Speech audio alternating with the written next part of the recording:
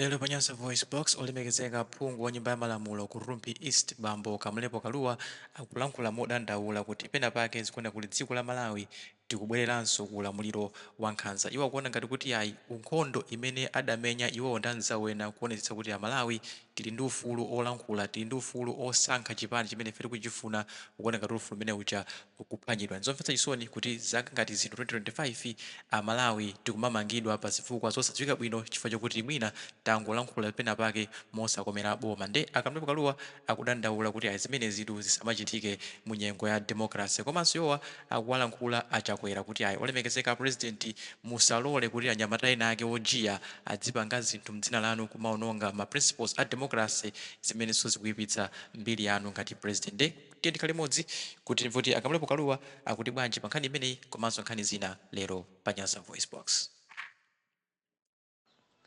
Good morning, North Malawi, including my fellow comrades. This is Kamlepo Kalua speaking. No, I'm speaking this, or I'm talking to Malawians about this because democracy we fought for has gone into reverse gear. Democracy we fought for is being destroyed. Democracy we fought for is being misused. Democracy we fought for is being mismanaged. I would like to appeal to each and every Malawian to respect the spirit of those who have gone before us, those who fought for multi-party democracy, those who died for multi-party democracy, those who suffered for multi-party democracy. It was not an easy process. It was quite telling and quite terrible and terrifying in those days to fight for change. But by the grace of God, we managed to change the system from one-party state to multi-party democracy. What was it then and now that we saw it as a threat to human survival, especially a Malawian in those days and today? It was, in those days, the killings, the arrests, the misuse of your living, you as an individual Malawian, who was seen in those days to be not in favor or support of a system that was there then. And it has come back that the very same things that we fought against, things that we thought we have fought them completely, and we have fought and won the battle. We have fought against those who were abusing that system in the past. Those things have come again. Those things are happening again. The police that was used in those days to arrest, to kill on behalf of the authority or authorities that were there, and the same police now is used to do the same. What is it that we said, never again shall this happen in Malawi? It was what is happening now. Which party was then? Malawi Congress Party. Which party is now? Malawi Congress Party. My appeal to the leaders of Malawi Congress Party, who came into power not because people wanted Malawi Congress Party to be back or maybe voted for Malawi Congress Party, but they voted in because there was a belief in those days, in 2019, 2020, that a collective project, a collective spirit would bring in the desired multi-party democracy, because MCP was looked at as an experienced political party that came from that dark, the past that was dark, and that now, because of that experience, with the infusion of new leadership, new blood coming in, it will be a different political ball game altogether. But the opposite is true now. People voted for Toss Alliance because they had hoped that it is fused with new leaders, fused with new ideas, and fused with the apparently seen young leadership in Malawi Congress Party. Then they thought the past will never repeat again. The past will not be there. But what we have seen now is quite terrifying. Something that I can hardly describe here, that this could be happening in a multi-party democracy, in an environment of new political dispensation, in an environment of accountability, transparency, and the leadership that is servant-based. But that hope, that vision, and that belief is history, is not there. Why am I coming back again? I'm coming back to the same core that we had in the past, we had in those years. And in those days, I was also part of that call for change. I am coming because I have seen that if we are not careful as a country, the blood of those who have gone before us, the blood of those who died because of the political change that we wanted to have in the country, would have been in vain, would be in vain. Ine ndine yomweyo Kamlepo Kalua, amene ndinanena in those days kuti tisinthe dziko lino from one party state kuti ikhale multi-party democracy. Koma chondimvetsa chisoni ndi chakuti anthu anzanga amene anamwalira, ena ngati alipo ndi moyo Sinabakiri, Shaira Kondowe, Unandi Banda, Peter Kenskaira, late Campbell, Robert Campbell, who was our Secretary General then, tikaona chakufa chehana, maremu chakufa chehana, maremu Mapopa Chipeta, Mainga Mkandaviti, Matembo Mzunda, Mevin Moyo, amene wari kumusimba, Grino Momondwe, Pati Banda, maremu Pati Banda, maremu Salima Nkatabe Central, maremu Crispin Chindongo akulikoma, maremu George Mtafu, daughter George Mtafu, and a few others. Akamationa panopo, wherever they are, akulira kwambiri kuti what is happening in Malawi.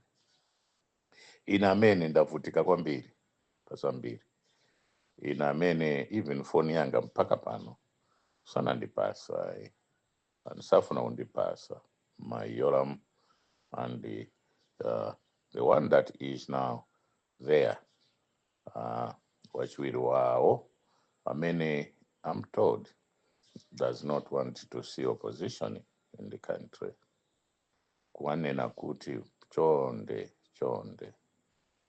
Anzano anali pamenepo, ovuta kwambiri. I witnessed, and I was there, when the Gadamas were being killed, slaughtered.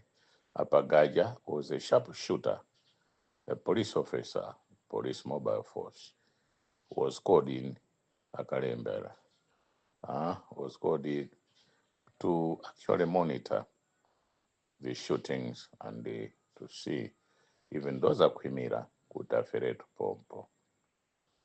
Anaphedwa kulimbi, a certain house kwadi makia kulimbi kucha. Ukaponyedwa kumwanza. Ifeti maisa zijazata. Panopo pakufunika ndale yakuti how to develop this country. But the same is repeating now. The same is coming back. That spirit is coming back. The question is why? Taona kuti Amalawi makamaka mchipani cha MCP safuna kuti wina azuzule wina anene zosempana ndi maganizo ndiwo. Panali Peter Mutharika, may he be blessed, peace upon him. Anatukwanidwa kwambiri, ananenedwa kwambiri, ana maina wonse, ma prophecies ena nkachoka ma church with notable prophets to say Sakara amwalira, anamtukwana. But by the grace of God, because God is not a respecter of human beings or respecter of persons, Peter is still living. Peter is there. Ndeno tifuse chifukwa chani ali ndi moyo. It could be kuti Mulungu akuziwa kuti kodi umoyo wa Peter angapange nawo chani. Pempho kwa Chakwera. Achakwera ndukumbukira ino 1999 ineyo ndi presidential candidate Bakiri Bishop Nkumbwe Bingo Mutharika 1999. Tinali ku State House mutatipangira presidential breakfast. That a pastor, Assemblies of God, and in charge of Assemblies of God, and Madaliso Mbewe, ngati apostle, and also in charge of Pingwa family Cavalry, Danzano, mutatipangira breakfast, presidential breakfast kulilongwe. You looked so godly, you looked so humble, and I believe you are still godly and humble. Chimene mkulolera kuti zina lanu lilipisidwe such a few young ones who have gone beyond principles of democracy. They are using your name, for their political survival and what they are planning in the future. Why are you tolerating this? Chakwera, you are a man of God, and I believe you are.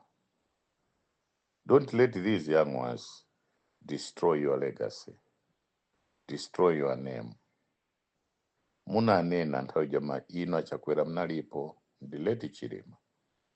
Kuyenda ndawala, changing the political course of this country. Mumafuna Malawi muno mukale matipate democracy, genuine matipate democracy. And I heard your speeches when you were critiquing leadership ya Mutharika. I could see it that there's wisdom in you. Where is that wisdom now? Where is that leadership now? Mutharika listened. Peter Mutharika, Professor Mutharika gave in. Professor Mutharika did not argue with you. Professor Mutharika gave the leadership to you. And he wished you well. And today, he is coming back to power. It's not because he wanted it to. Because the people now are differentiating that what you were telling Mutharika is not true. What you spoke against Mutharika is not true. It is actually, to me, I would say, it was purely jealous, envy. It was purely personal greed. It was purely distraction or destructive project or destruction, total destruction.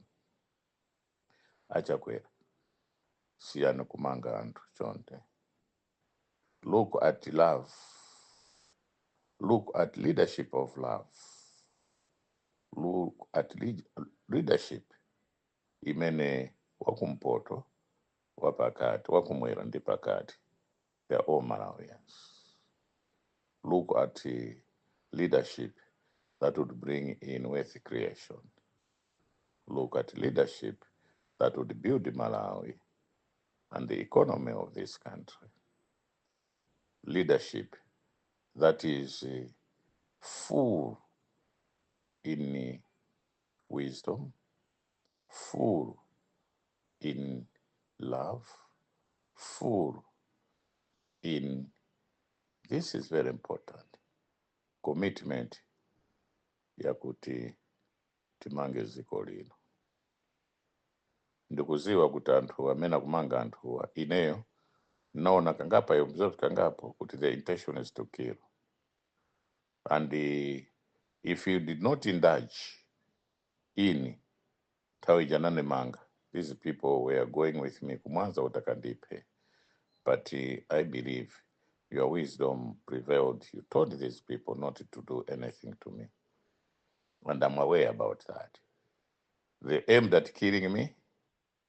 And when they arrested the culprit, the little culprit, I call it a culprit because you called him a culprit. But to me, he was an innocent man. They took him nicely, and they brought him to the wrong way, and they gave him back the money to go back or whatever. It was treated nicely, but with me, it was disaster. Now, kumanga kumene mafura mange chihana, I'm told others wanted to kill him. Kumanga kumene mafura mange no man chisare, I'm told the idea is to kill him. Mangochi chonde musamupe ai. Chonde. Chakwera, you're a good leader. Timakukondani. Koma apapa tauzana Anyamata akutamanga magazi kwambiri. Zina lanu liipisidwa koopya. And I can see your future to be a very bad one. No matter how long we may stay there. Anyamata asauchiteni misiridi. Uyu chingoma. Fetimatsuvano new leadership is coming to police. Because uja mwamchosa uja. Anali muntu wakuti could not have a vision for the police. Koma tuona ngati kuti uyu akhala wesh. Ndeno pauti andikhalidwe police Malawi muno.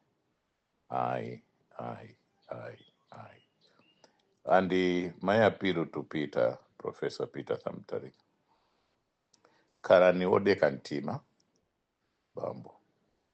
Karani olimba ntima, bambo. Karani osaopa, Isaiah nanena prophet, kuti fear not. The Lord God Almighty, the living God is with you. No matter how ndikuseka izi kumandindi chisoni. You will be tortured. You will be called all sorts of names. Okaramba. Koma amene akunena zimenezo. Anali ndi president. Amene anayimira pa president. Ali ndi zaka 95. Amene analamula up to 90 years. 90 years akulamula. At 90 years. Koma inuya kutu kwa nani. Musadandaule. Mulungu anamuitana Moses kuti azakhale a leader ochosana Israeli kuchoka ku Egypt kupita ku Kenani anali ndi zaka 80. Anampasaso 40 years kuti alamulire. Anafa ndi zaka 120. Bambo amtalika. Mulungu ali nanu. Chakwera. Tonde. We want your wisdom now. Managerial skills now. Stop these young ones. the boys in your camp amene cholinga chawufuna kuti aphe kuti anthu achite mantha. Mukamapha anthu zirope zija anthu aja akaona zirope ndi magazi, ndi pamene anthu amakwiya kwambiri, ndi pamene zinthu zimaonongeka kwambiri. Kuti Malawi Congress Party yakale ija iite isakale mboma chifukwa anapha munthu mmodzi, mayi wina wakenso. Mayiyo anaphedwa chaukasungu north uko, sinditchula zina lake panopo. Mzimu wa mayi uja ndi magazi a mayi uja ndi amene anapangisa revolution kuti Malawi Congress Party ichoke mboma in 1994. Ndeno panopo sinanene zambiri, musabwereze chonde. Inuyo Chakwera mukhale edida opa Jehova, a man of God. Tonda thousand Anyamatawo masule light on mangochi kuti abwerere ukaronga. Asiye na zinena chwatina amenyera boma. Limene inuyo as a leader today, you were seen marching, you were seen marching, protesting mu Lilongwe, ndi Malemu Chilima. I'm reluctant to mention his name, but I have to. Chifukwa sinachitika Malawi muno. Munaenda limodzi paka kusintha boma. Munasintha. Koma chonde ineyo mawango omaliza tikukondani koma khalani ndi leadership yokonda anthu anu. Change Malawi likubwera, no matter how long. Change Malawi once again is going to come, and it's happening.